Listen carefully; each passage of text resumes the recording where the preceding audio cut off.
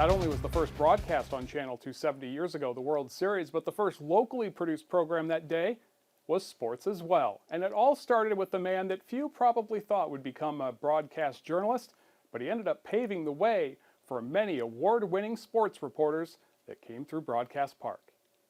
Lawson Tate Cummins was so intelligent at an early age, he graduated high school at the age of 14 and went on to earn his journalism degree from the University of Iowa before becoming the sports editor at the Gazette in 1939.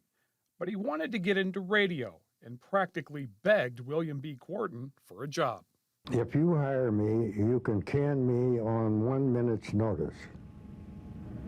And I laughed and hired him. When Quarton launched Channel 2 in 1953, Tate was right there, hosting the first local show, a coach's show with legendary Hawkeye football coach Forrest Evashevski.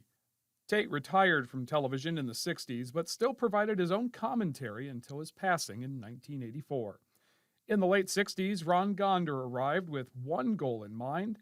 And the thing that really brought me here was the Iowa football, basketball play-by-play. Gonder called games for decades on radio, and after covering so many forgettable football seasons, It got a little difficult. he's really enjoyed the last 40 years. That was my love, and maybe not a lot of people get to do the thing that they loved as a youngster and wanted to do.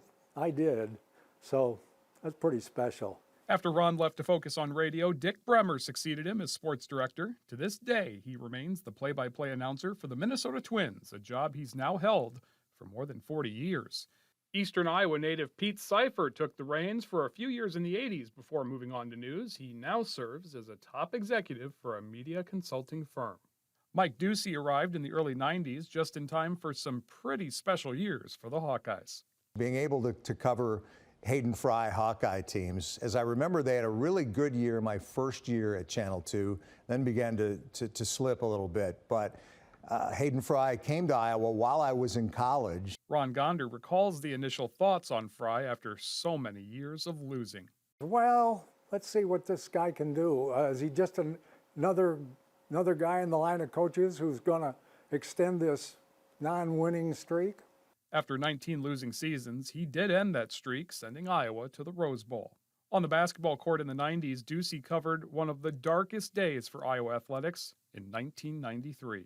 You know, I think of the Chris Street tragedy and that terrible night and the way that Tom Davis guided the Hawkeyes through those unprecedented times that followed. Those are some stories that I'll never forget. Now, after decades covering the Cowboys and Mavericks and others in Dallas, Ducey got the chance to showcase his Hawkeye fandom recently, thanks to the return of the Hawkeye women to the Final Four. Actually interviewed Caitlin Clark in the days leading up to that Final Four appearance, and to get together with a lot of great Hawkeyes here in Texas. In the early 2000s, it was Chris Miller's turn to take the reins for a few years. People always ask me, they're like, "You worked in Cedar Rapids, Iowa. What was that like?" And I said, some of the most honest and genuine people you'll ever meet, because they'll tell you exactly how they feel.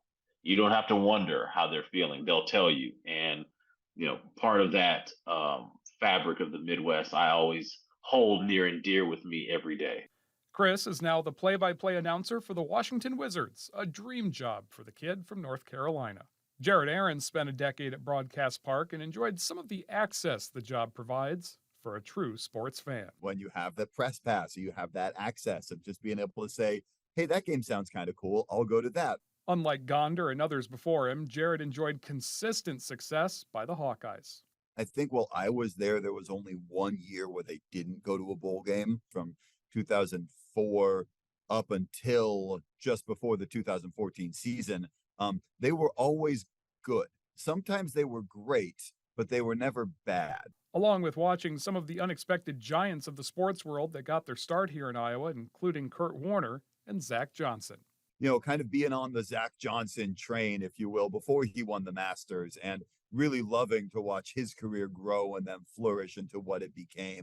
Today, sports coverage is a lot different than just telling people what happened. Nearly instant highlights and a desire for analysis around the clock has today's sports team not just reporting during newscasts, but podcasts as well. Compared to the days when I was here, it is it's died and gone to heaven for a sports fan like me. Welcome to the control room here at Broadcast Park, where our wonderful technical crew puts on air everything that we work on at all hours of the day. You know, a room like this sees a lot of changes over 70 years, and we're excited about another change coming in the near future that will benefit you, Next Generation Television. Our current digital standard is almost 30 years old, and it was very limited in what it allowed the broadcaster to actually broadcast. Right now, our signal provides you with over-the-air access to live television in high definition. But for more than a decade, thousands of Eastern Iowans have bought TVs that can do a whole lot more. So now, we will soon do the same with an ATSC 3.0 signal, also known as Next Gen TV. 4K resolution and full Dolby surround sound are the main improvements, but the new signal and its ability to transmit data is where it really provides new benefits for you. If your TV set is off, if you opt in, it will turn your TV set on in case of, severe weather or, some type of other emergency alert. When Next Gen comes to Eastern Iowa in the coming years, KGAN and KFXA over the air for those with Next Gen capable TVs or tuners will look more like a streaming app. You could go into the broadcast app anytime during the day, and there's a whole news channel, so to speak, where the same thing that we're putting out on the web, but it could be the whole live newscast that they can pull up and they could watch the newscast. And we can't wait to share more with you about Next Gen TV in the months ahead. That does it for our look back at 70 years here at Broadcast Park. Thank you for joining us. Obviously, there's so much more we wish we could show you. If you'd like to learn more about Leo Grieco, Dr. Maximambo, the Iowa Traveler, and so much more, you'll find it right now at iowasnewsnow.com. I'm Nick Weig. On behalf of everyone here at Broadcast Park, thank you for joining us. Good night.